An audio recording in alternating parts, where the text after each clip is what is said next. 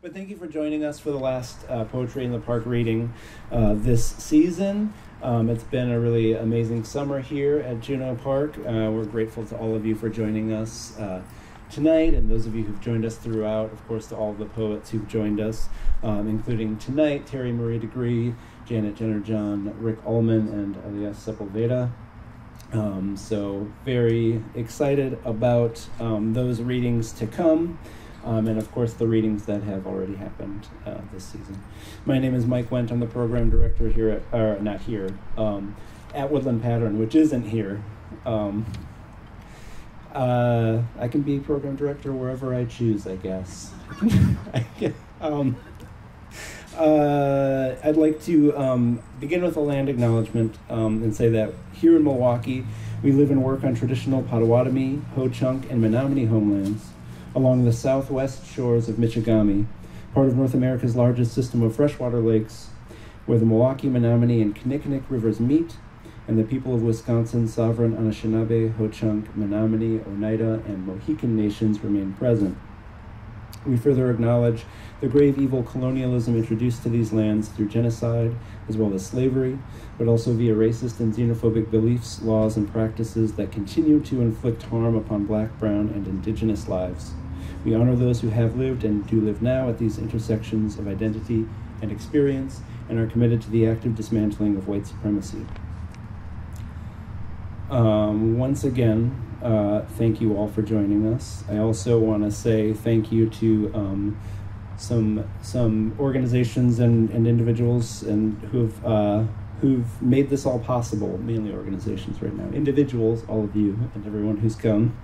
Organizationally speaking, many thanks to the National Endowment for the Arts for generous support, to Village Church for generous support of this series, and to the Juneau Park Friends, who have a table right over there. So thank you so much for making this possible. It's been an amazing season, and hopefully many more amazing seasons to come. So before we begin the reading, I do want to invite Katie, who is the treasurer of the Juneau Park Friends board, to say a bit about the Juneau Park Friends. Please welcome. Hello, I'm Katie Dubester. Thank you. I could just step on my tippy toes. I'm Katie Dubester. I'm the treasurer for Juneau Park Friends.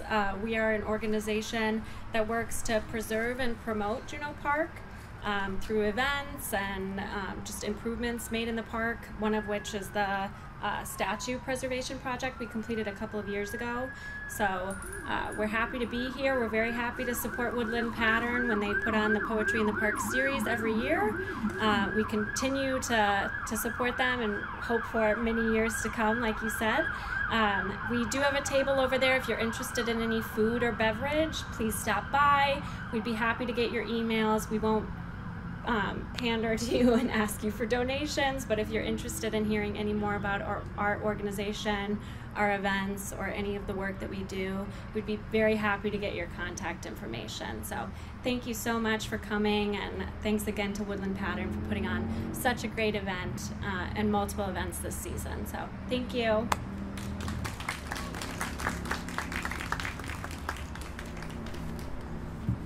Thank you so much, Katie, and thanks again, Juneau Park Friends. Fantastic to have you here, and to have that support is just amazing. So yes, visit that table. I would also invite you to visit that table, which has books from Woodland Pattern. It has, there are a couple of anthologies that do feature poems by some of the poets who are reading this evening, and then it also has a look back on the season, so some books by people who've read throughout the summer here at Juneau Park. And also, you don't I mean, please do buy books, but also you can just come and say hi, hang out with us at the table at any point. And visit us at Woodland Pattern, of course. We're open there 12 to 7, Tuesday through Sundays. So I don't have another Poetry in the Park reading to announce right now because we're closing things out. But do check in with us about things that are happening on site at Woodland Pattern. And then, of course, we'll be back here next summer. So right now I'm thrilled to welcome first, I'm going to open this back up. I don't know why I closed it. I'm thrilled to welcome first Terimarie Degree, who grew up with both parents serving in the U.S. Navy. This afforded the opportunity to live everywhere from California to the Aleutian Islands of Alaska. Her work includes reflections on faith, family, relationships, coming of age in the 1980s, the beauty found in the natural world, and the role people have to care for it and one another. Terimarie has a number of poems published online as well as within 10 print collections, including one that's over there, and so grateful for Terimarie to be here. Welcome.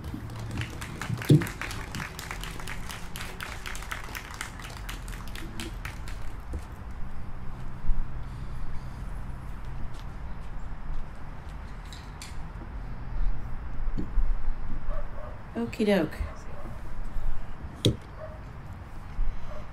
Hello, everybody. I'm Terimarie. When I prepare for a poetry reading, it's similar to how I prepare when I host people at my house. In hosting, I want to go online and find a recipe of something that looks awesome that I've never made before. And there is a measure of risk and stress that comes with that path. And so with poetry readings, I am tempted to write something the day of and read it for folks. But since this is my first in-person reading since before the pandemic, I decided not to do that to myself or to you all this time. Today is my younger sister's 40th birthday. There are 3 of us, and I'm the oldest. I wish we were all together today and I was accidentally tipsy off of mimosas like I was when I turned 40. But the next best thing is poetry in honor of my sisters. Nicole is the birthday lady, and then I have another sister named Alexandria. So this is for them, in honor of them.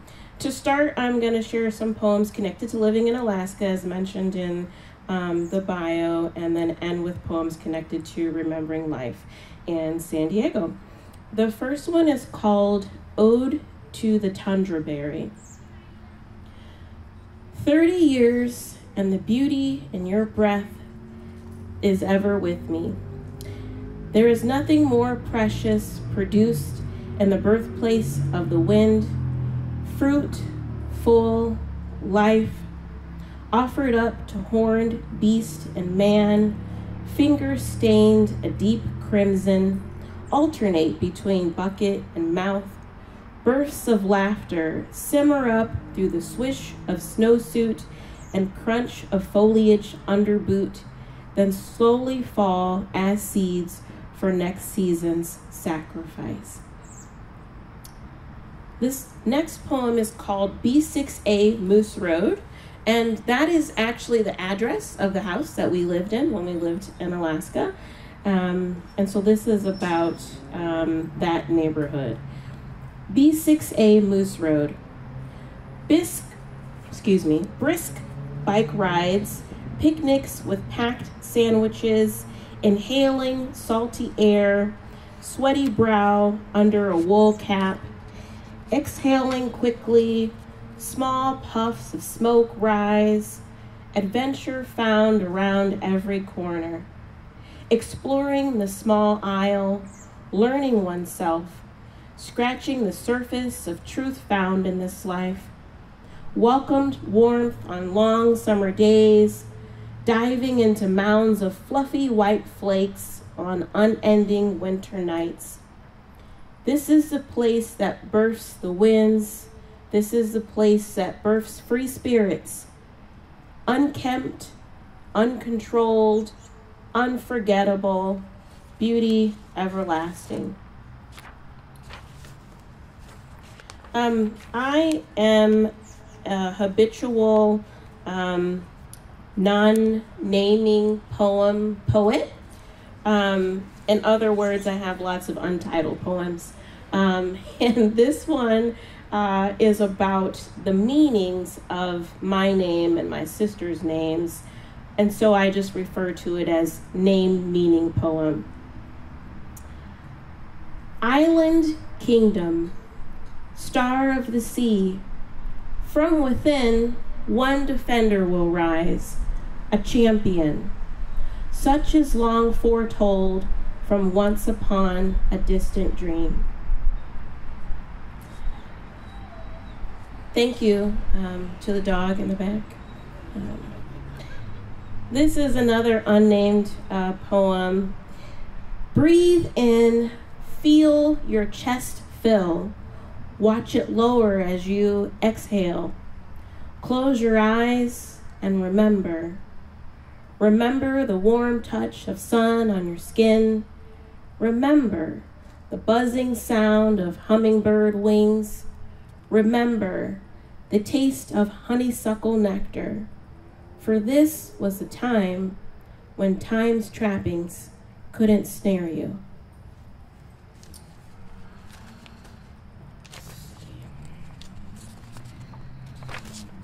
The next poem is called 1986 Flashing. This is amusing to me, and so the intention is that it will also be amusing to you. I was about 5 when a little girl and I were in my parents' bedroom watching, of all things, a concert on TV. Her name's long seeped from the bucket with a slow leak that carries my memories, but her words, they still linger. She said, "Lift up your shirt and scream like me." Ignorant of televised performance etiquette, I had no reason to question the suggestion, and so I followed her directions. Our mothers were a hall and some rooms away, discussing Mary Kay or Tupperware, or how husbands and housework are plows that till fields which never get planted, dreams left unsown seed, not forgotten, but abandoned. While we innocent beings, not abandoned, but tended to carelessly, unknowingly an obscene scene, shouted and bore unformed breasts towards a box screen broadcasting a long-dead Elvis Presley.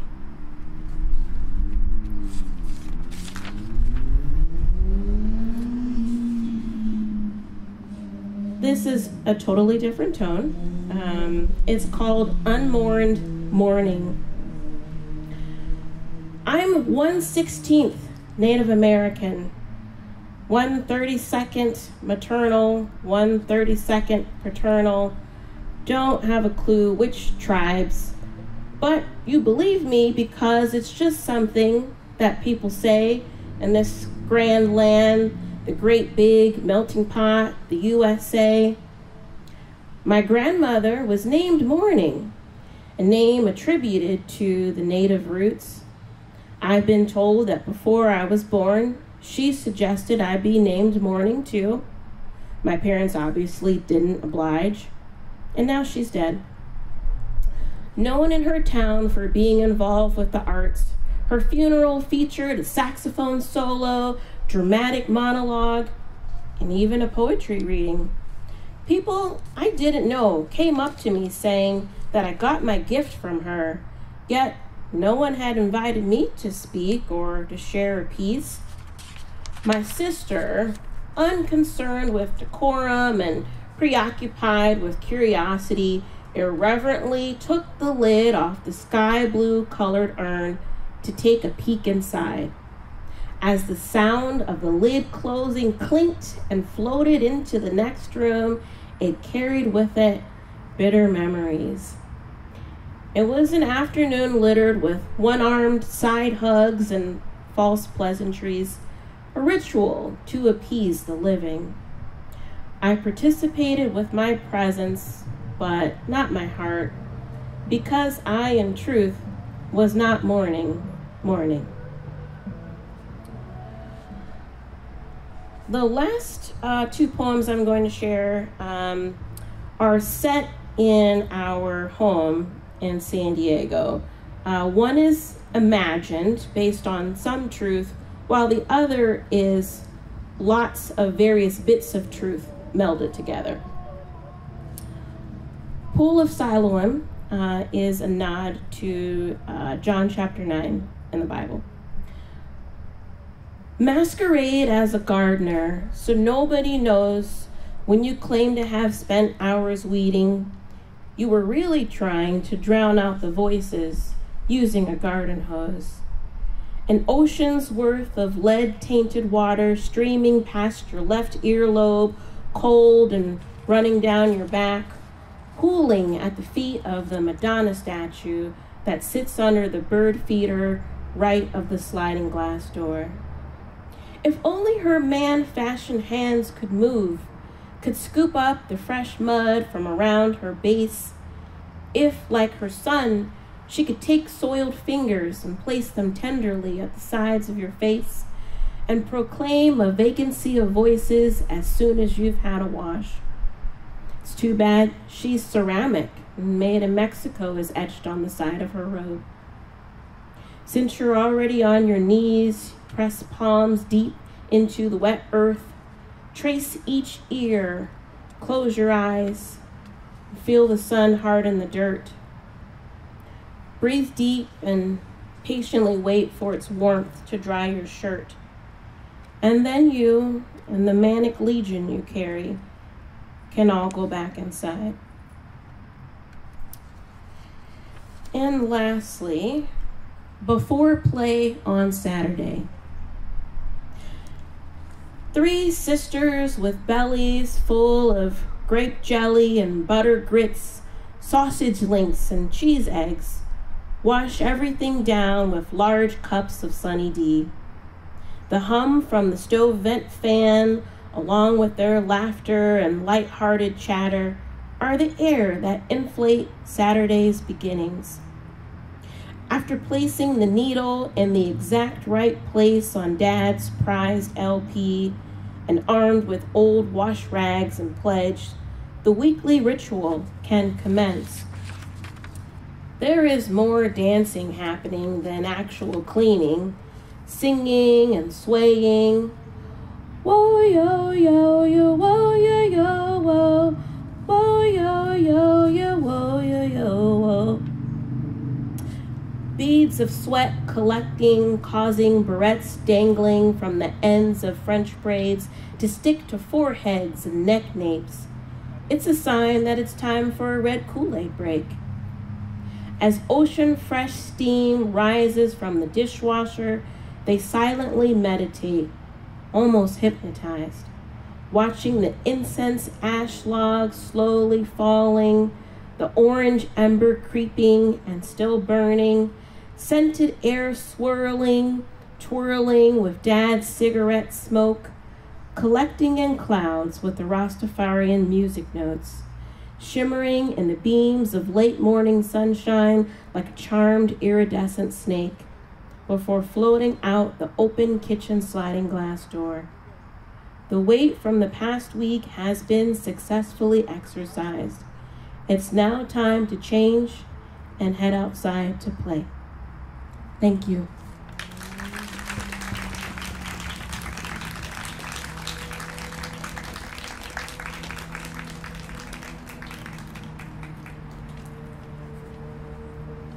Thank you so much, Terimarie. That was fantastic.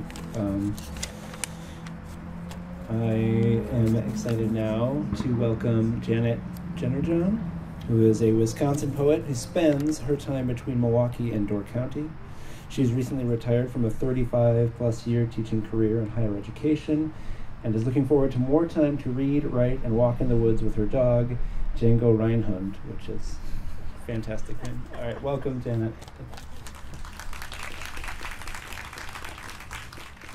Hi, everyone. I'm so excited to be here. This, like Terimarie said, for me, it's been a long time to see people in person, do a reading in person, so I'm very excited. I'm going to thank Woodland Pattern for inviting me and the Friends of Juneau Park, and I want to thank all my wonderful friends who are out here tonight. It's overwhelming, really, to see you all. Thank you. I had a long day. I'm a dummy. I retired from MAT, well, working many years as a adjunct English instructor. And then I decided I was going to go work part-time at the school right by my house. And so I spent 2.5 hours in a lunchroom with a bunch of little children screaming. So I'm going to try to get focused here. I'm going to start with a poem called Summer Reflections, since it is the end of summer. And there's a cameo in the poem of someone some of you might know. Do any of you remember the Sinclair dinosaur? So he shows up in my poem. And this is dedicated to anyone who suffers from migraines. Summer Reflection. I was only half listening to the news, half of my brain in a fog, a migraine mist rising from frog-infested, lily pad-laced Park Lagoon. Many years ago, I played in the park, in backyards of neighbors, in the back streets and alleys, even behind the corner gas station, Sinclair dinosaur stationed in the parking lot to ward off bad juju, to scare off little children. It didn't work. We all climbed on. Those were days when someone would always get hurt, scraped elbow, bruised knee, no ambulances or hospitals, a little Bactine, a Band-Aid, and we played until the electric lines hummed, until the air grew thick with twilight, until the fireflies lit the way home. When the street lights came on, we knew it was time for the darkness of home. Pulled down shades, pooled reflection of the television screen in Mirror Lake, Denali, then Mount McKinley, mirrored too in the oil-painted water. Father, mother, waded into sleep before the weatherman began to tell us lies. Now the fog takes up residence, sets its blanket down. I'll need to turn down the lights, turn off the screens, replace words with worlds of cloth, and settle into breath. Breathe. Breathe a little more deeply, a little more sound.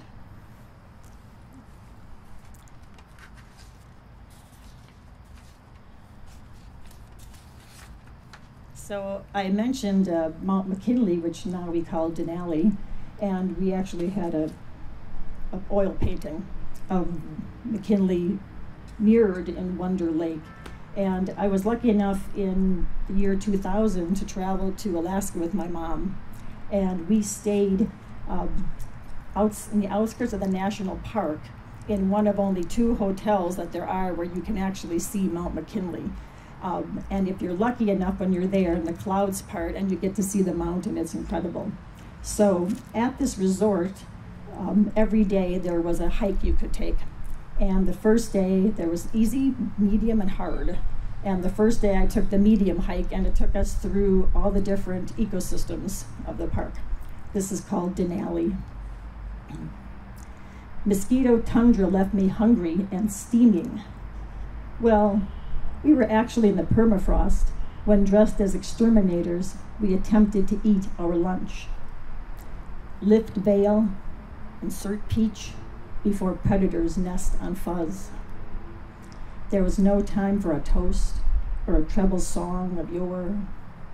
We were instructed, snack if you can thread the chasm of netting and beast. Very little food found its way to mouths. After lunch, we trousered our way back toward the mountain, toward Wonder Lake, toward breathtaking backdrop reflection of runaway nature. Hey bear, hey moose, hey glorious throne clocked swan-wise, snow sparkling in eternal sunshine. When you hike in the park, you're told to yell, hey bear, to let the bear know you're coming, so they don't think so you're not going to surprise them and they don't eat you.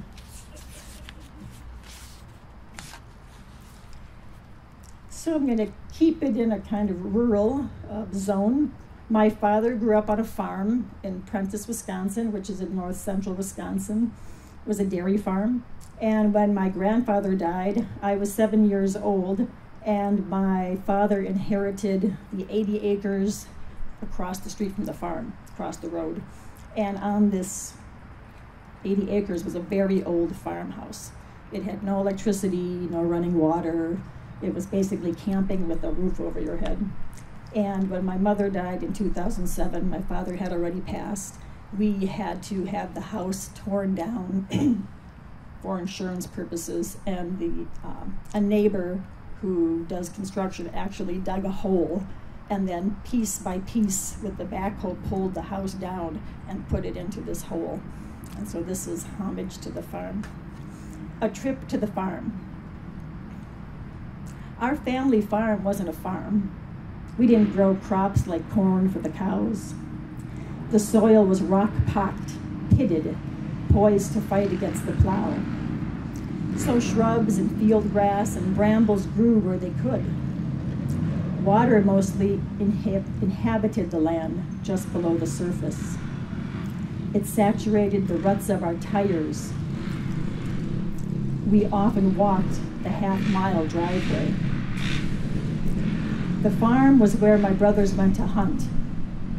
In November, deer hung from the porch rafters, offering their hard-earned flesh. In winter, we brought a sled to drag our belongings above the snow. In spring, marshy wildflowers grew among the transplanted pines that grew more rapidly than I. It wasn't long before the seedlings surpassed the house. Summer brought Daisy Dukes, hot afternoons on a rollaway bed, drugstore romances suitable for a girl of 13. Come fall, the poplars shimmied golden, the needles of the tamaracks rusted. We dreamed of surprising the northern lights. Today, when I look down the long driveway, I see horses where trees used to block my view. Their hoofs occasionally resonate upon a rock. They eat hay positioned in piles by their owners. To see them, I must ascend a little hill and return to the farmhouse, now buried, that once stood among the pines. So since we're in Wisconsin, and my dad was a dairy farmer, I have to, hopefully this is a funny one. My friends know this about me, my very close friends. I have this weird thing. When I eat, especially cheese, I bite it, and then I look at it, and I often see the shape of a state. It's a talent, it's my superpower. So this poem is called Cheesy. I am a Wisconsin girl, so I eat cheese. Cheese when I am in doubt, cheese when I am empty, even cheese when my saucy sink is full. But the best part of eating cheese is the blur. Not a fuzzy teal, joint, or colonoscopy blur, but the grainy tortoiseshell spittle blur you find encrusted in your ketchup cap. The gunk you can't erase, so you defer. The blur occurs not from ingesting the cheese, but from studying it. Did you know you could travel the country in a bite of cheese? Smooth cheese will take you to the boring borders of the Dakotas or Big Sky country. Mostly right angles, clean lines. A mirthful bite, perhaps an ouch of the tongue, could land you in Minnesota or Michigan with their palpable points, meandering shores in the maw of a great lake. Swill, like American, overprocessed and rude, leaves you in a pickle. No blur, only bitterness stuck to the roof of your mouth.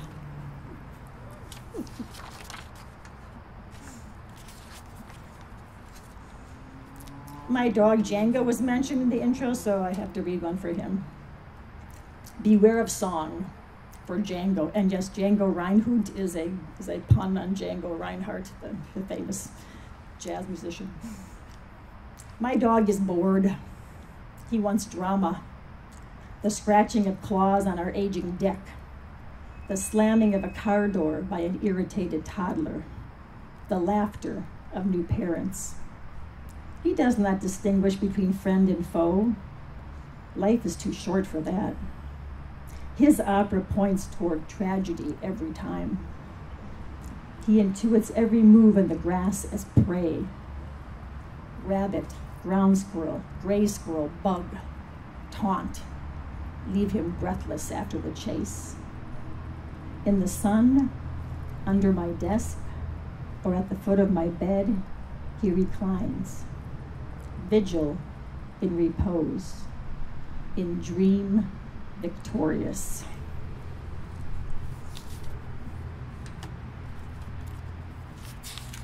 Just two more. The first, this second to last, my penultimate poem. It's called Relocation, and I wrote it after reading a poem about a mother bear who watches two of her cubs being taken away to be relocated, and I apologize that I don't remember the name of the poet or the poem. I was a bad English teacher. And this is dedicated to my son, Diego. I'm going to try not to cry.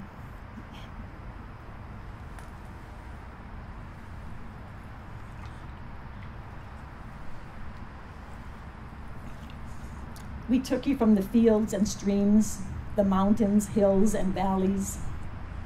We took your baby's breath, its hair, scent, and memory.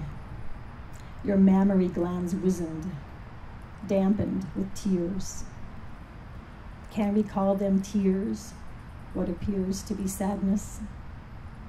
My babies were relocated too, ripped from maternal poverty, I assume. I was led to believe that what we call adoption is a kind of selfless love, both mothers giving of themselves, but only one taking. Los demás, Twitter and cool. Your children are so lucky they have you. But they were not there when he cried out, Ami, Ami, night after night in a strange bed, in strange darkness, streetlight halos in the rain, his only reminder of home. Love you, Diego.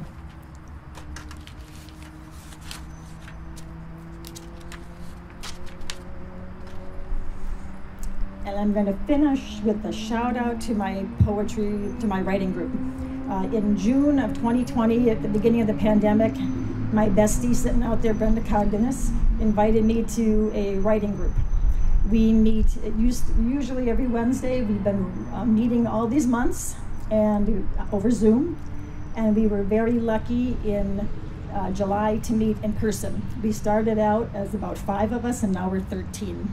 And when we got together in Brooklyn in July, I wrote this poem called Gather. I have never had a sister, yet I have sisters. We meet on Wednesday mornings. Miércoles, mercredi, day of Mercury, messenger, harbinger, flight path planetary and rising. So apropos, we in middle life, gathering around the tower in a time of unavoidable change, raising our cups in the face of it all. We bring resilience and truth for what is a thing of beauty, if not us, giving of ourselves, giving when little is left to give, as if sunflowers in a field at dusk. Tomorrow, and the day after, and the day after, we'll embrace the peripatetic clouds that lead us to the host. Words, and more words that unite like us to heal the weary, wayward tongues. miércoles, mercredi. Meet me in the middle. Thank you so much.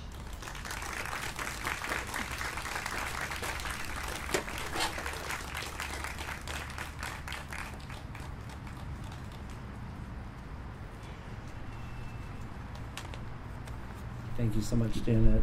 That was great. And moving right along, poetry and music are the twin foci of Rick Ollman's artistic life. His music is freely improvised on multiple instruments, while his poetry is always pre-composed and recited from memory.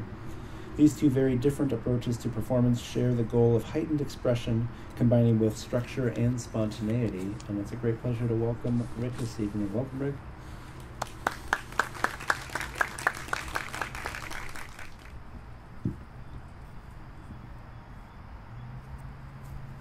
Hi.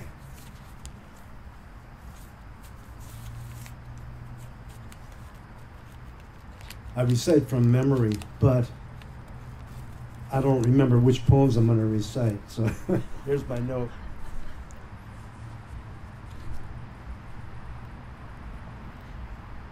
Song of the Fetus. Before I do that, before I get into this, this is too close, yes? Or how close do I have to be? About here, am I right? Yeah, okay. Song of the Fetus. I'm someone, somewhat here and partly there, who measures far and near, like taxi fare in distance, time and cash, with MC squared as energy. I'll splash back down to earth, your money in my stash, for what it's worth. Somehow, somewhere, some year. Sing happy birthday. Sing it loud and clear. You've got my ear.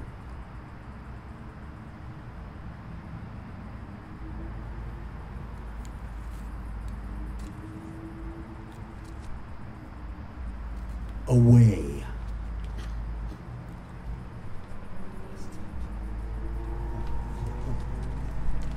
Away.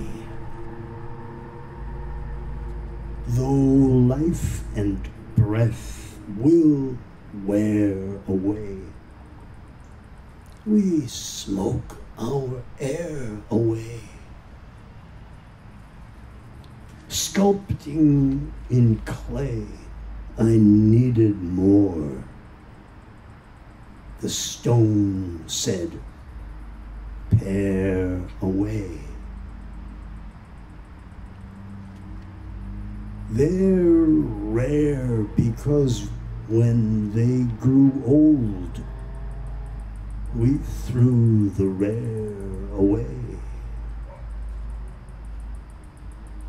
My takeaway from the campaign speech: just take the Blair away. The drummer lost all sense of time and rolled his snare away. I raised my hand and choked and stopped. The judge said, swear away.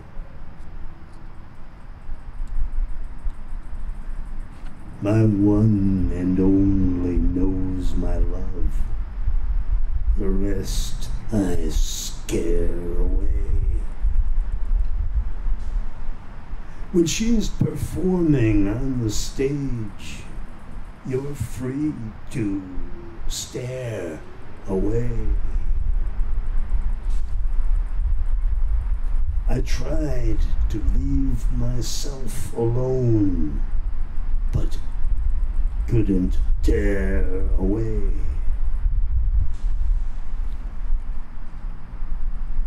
We bear our load. We bear our soul. No bear can bear away. Rahim, frustrated at the gate, shouts, "Open! Open, Caraway!"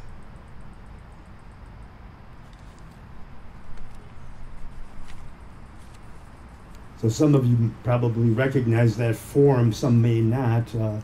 The ghazal, Arabic and Urdu form that's very popular in those countries that speak those languages, and thought I'd give it a try.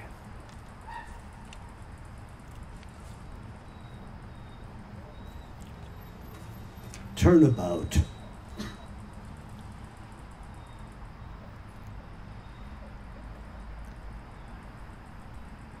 We float and drift downstream, or fight the flow. We winnow and sift, or take what the winds may blow. We keep it hid, or put on a window show. Look for the skid marks. Nobody stops on a dime. Somehow we slid into this life of grime. How can we shift our poor purchase on time? Shopping with thrift for the most precious gift.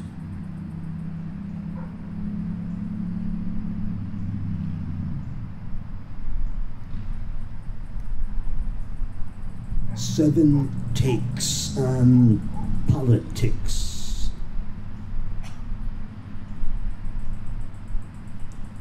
Hawks drop their grief into chimneys and wells.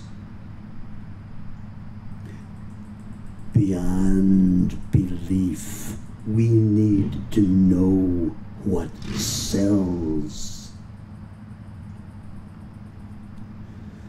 There is no pain, that's what the newsboy yells.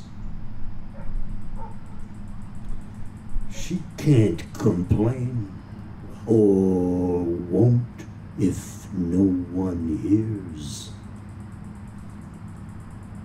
I drag my chain and all my balled up fears. He washed his beef down with a dozen beers. Hail to the chief dispenser of relief. Seven takes on politics.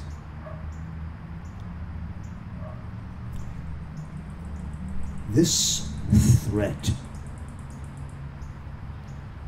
this existential threat, won't stop before I'm gone and dead. I bet my life. The core anxieties oppress forever. War and viruses. The mess the rich and small make. Words like no and bless. I'm at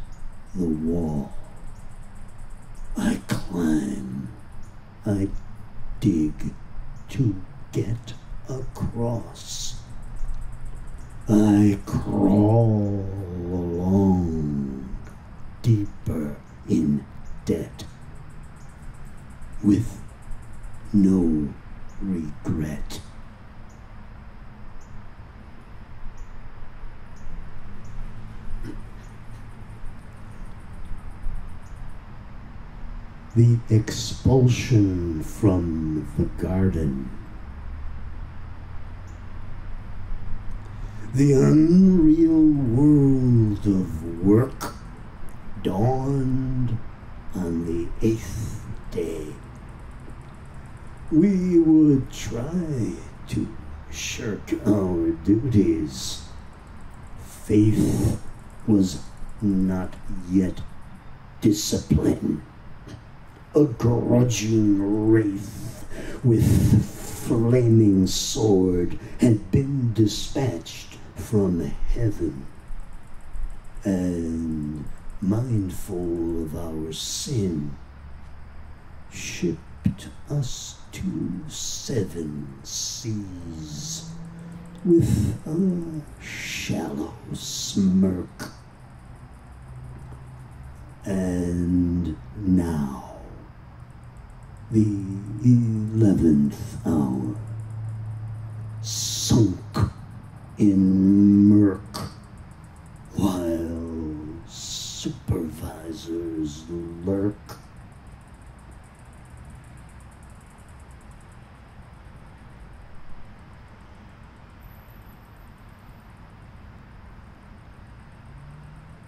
On self-control, classic in coherence, fiercely formal, proud of my appearance, merely normal, beastly beard and bristle, clearly carnal, graphic grit and gristle, wholly hairy, thought like thorn and thistle, scruffy, scary. Praised be perseverance, quite contrary, fearful interference in arrearance. On self-control.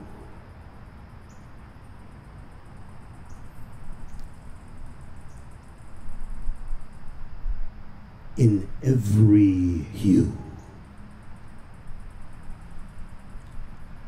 through open window, curtain, shade, we bless and curse with tint and shade, and artifice, paint, ink, or dye.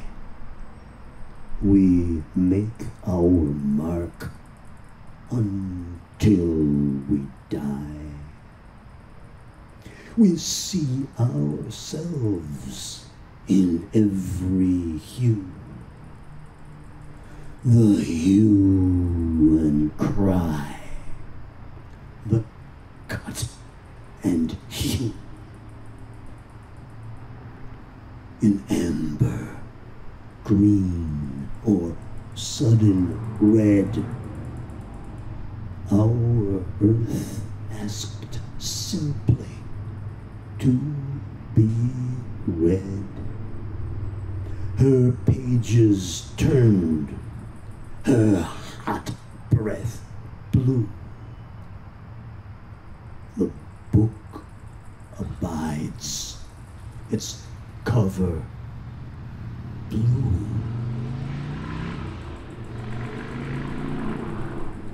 We dwell beneath in every hue, this hue and cry, this cut and hue. With subtleties of beige or dun, her question begs, whose will be done? Or nearly black,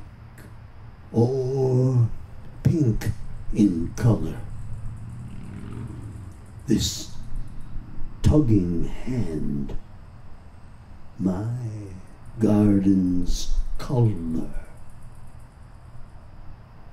O humankind of every hue, our hue and cry, our cut and hue. O humankind of every hue.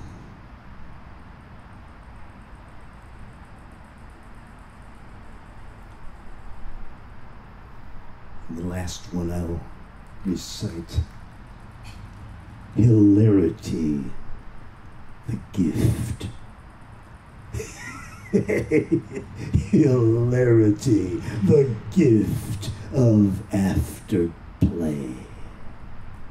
When all that can be sniffed of love's bouquet is wrapped in nakedness and disarray, and all that sweet excess could guarantee our love is bottomless, and yet we see the very bottom.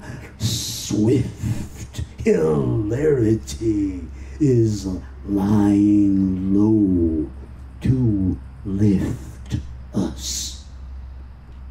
Hail the ancient rift. Thank you.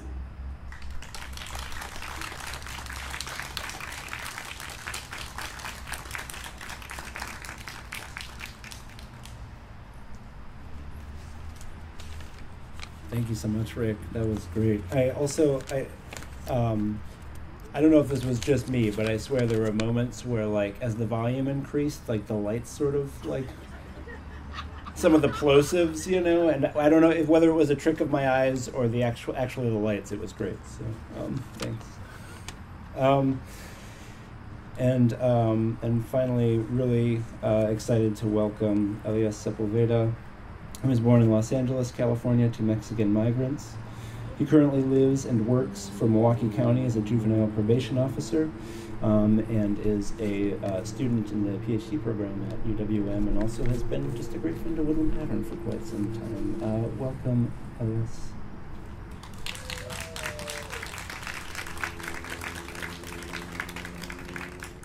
All right, so I'll be reading some newer stuff and then some of my favorites. So this first poem is called Tauromaquia. It's based on a 33 print set by the Spanish painter Goya. The whole set is called Tauromaquia. And it's about bullfighting in Spain. And again, the cycle of bull parts, left with strange water, alone, the roses set to here, appear. The body closes land voices.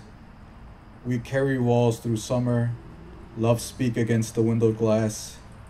The weight, a heavy skin from animal sounds, pulls as the night leaves a mouth.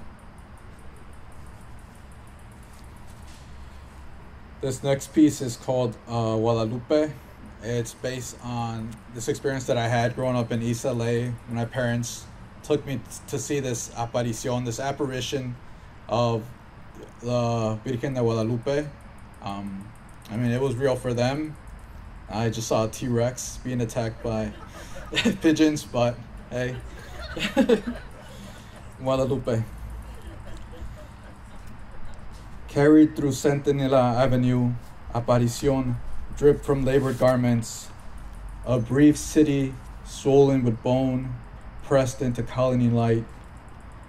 The afterstone hallucinated, a pollution from color, apparition. Marigolds fell from limbs like mine. We gathered fever, arranged veladoras and the young weather before mind.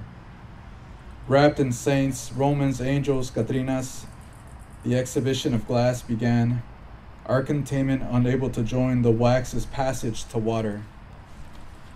In between new suns, we will not name barricades, but seek faceless soils for masks.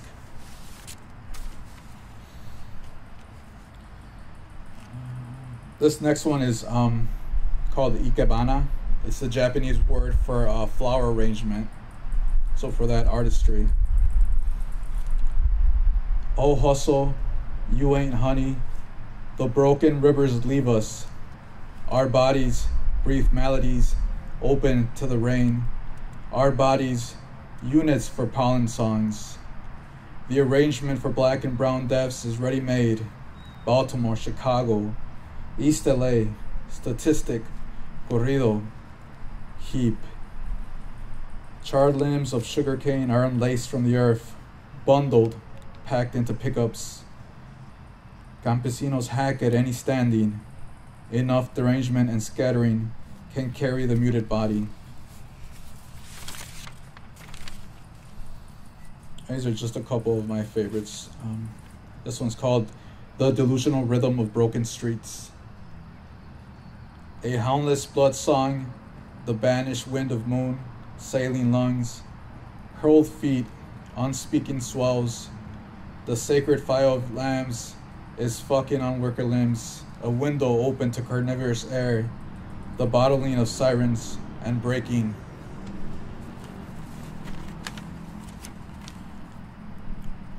This next piece is called The Feast of Empty Streets.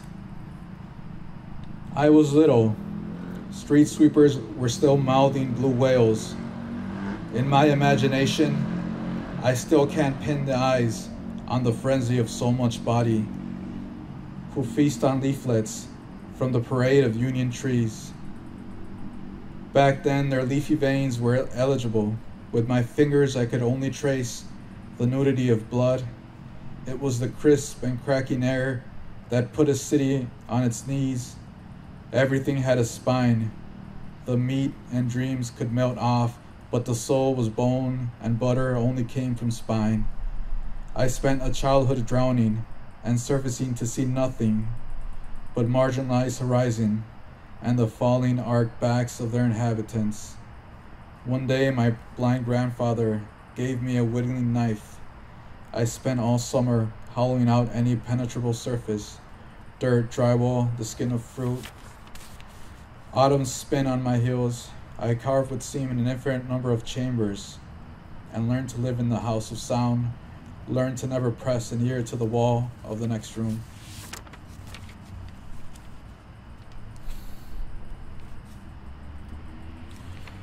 This is one of my favorite poems. I got to write it in Brenda Cardenas' class, which was such an amazing experience. The intolerable gates of city limits, skin wreck on the bluffs of hollowed-eyed cage, knives, mare and steel and flesh and skinless rain crawling, wrenching along edge and mutilation. Even the rain has a calavera. You said everything is fossilized. Emptiness is so loud here. I only hear past trenches in your vocal cords. Drowned by the dark sea before harvest, maps bloom from dead flowers. Plant of sirens and wage destiny. Props speak on hingeless roots. The self is more aerodynamic when being butchered in English. Do not operate without guards in place. Coiled siege of a serpent tongue. Lodestone waits for eyes, gather knowledge, cages, scalp every letter.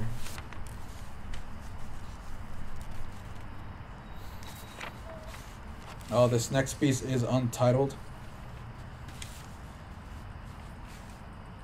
I follow the breaking tree and gather the rotting sounds of diaspora. Pronunciation makes me a lie. Which part of me ain't real? Does the mold of my skin only cast in half light? I stop clipping my tongue, let it choke on the undergrowth of its new bones. Listen to this rot. Taste the riot of my dead.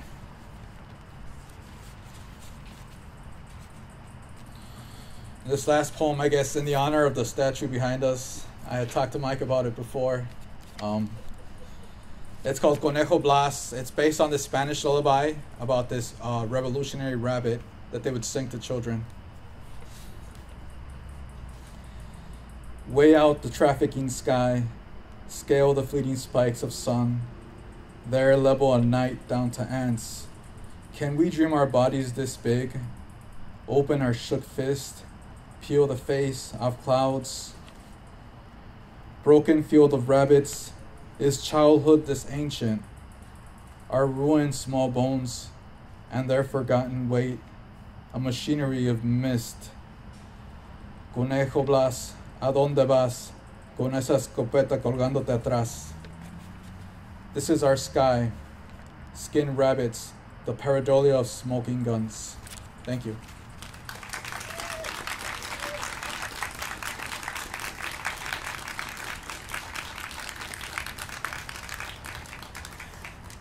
Thank you so much, Elias. Thank you all.